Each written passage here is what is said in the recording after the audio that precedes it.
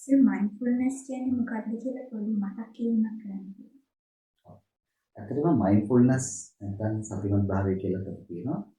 Mindfulness කියලා කියන්නේ අපි සිහි නුවණ පවත්වාගෙන අපේ ජීවිතය පවත්වා ගන්න එක තමයි මයින්ඩ්ෆුල්නස් අනුව ජීවත් වෙනවා කියන්නේ. ඒකෙන් එතන වැදගත් දේ තමයි සිහිය සහ නුවණ කියන්නේ. ඉතින් සිහි නුවණ පවත්වා ගැනීමට අමතරව ඔබ දන්නවා සිහි නුවණ පවත්වා ගැනීමට විශාල වාසි ගොඩක් තියෙනවා. ඊට අමතරව ශාරීරික වාසි තුනක් මයින්ඩ්ෆුල්නස් නිසා තියෙනවා. එතෙන්දී අපි හරියටම ගත්තොත් සිහි නුවණ පවත්වාගෙන අපි විනිශ්චය කරන්නේ නැතුව කියන්නේ non judgmental attitude එක present moment එකේ ජීවත් වෙන එක තමයි mindfulness කියලා කියන්නේ. ඒකට සර් mindfulness එකේ වැදගත්කම ගැන ටිකක් කතා ඔය ඇත්තටම බොහෝ වැදගත්කම තියෙනවා. ඉතින් අර මම ඉස්සෙල්ලා කිව්වා වගේ අපි සිහිය සහ නුවණින් කටයුතු කරනකොට ඔබ දන්නවා අපේ කරන හැම වැඩක් ඒ කියන්නේ උදාහරණයකට අපි ඉදිරියෙන් කටයුත්තක් කරනවා.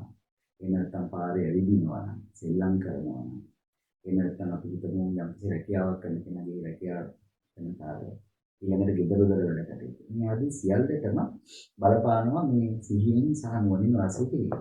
ඊට අමතරව ඔය පරේක්ෂණ වල එහෙම තියෙනවා mindfulness practice කරන කෙනෙක් අපි කියන mindfulness practitioners කියලා. එයාගේ තියෙන brain එකේ වෙනස්කම් වෙනවා.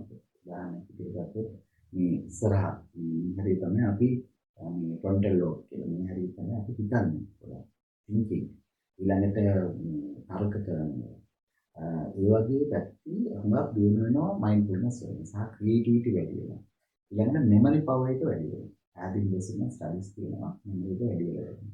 ඉතින් ඒ වගේ ගොඩක් ඔබ දන්නවා තව මේ සමාජයේ අද ගොඩක් තියෙනවා මේ ස්ට්‍රෙස් එක. ස්ට්‍රෙස් එක මැනේජ් කරගන්න ඉමෝෂනල් රෙගුලේෂන් කියලා අපි පාවිච්චි කරනවා. කියන්නේ අපේ තියෙන චිත්ත පීඩා කලමනාකරණය කරගන්න අපි කියන කේන්තිය තරහව පාලනය කරනවා. අන්න ඒකට ගොඩක් මයින්ඩ්ෆුල්නස් වලින් පිටක් ලබා ගන්න පුළුවන්. ඊට අමතරව තව දෙයක් තියෙනවා මේ නිින්ද.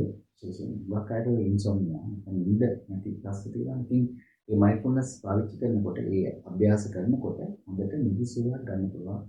අපිට ඉන්නේ නියෝගිකමට ගොඩක් කායික මානසික දියුණුවකට මයින්ඩ්ෆුල්නස් ප්‍රැක්ටිස් කිරීම බලපානවා. ඉතින් මේ කාරණාවලින් අපිට ඇත්තටම තේරෙන්නේ මයින්ඩ්ෆුල්නස් ඔබේ ජීවිතේට උගක් වාසි ගෙන දෙනවා කියලා. ඉතින් මේ වාසි අපි තවදුරටත් ඊළඟ කොටසින් කතා කරමු.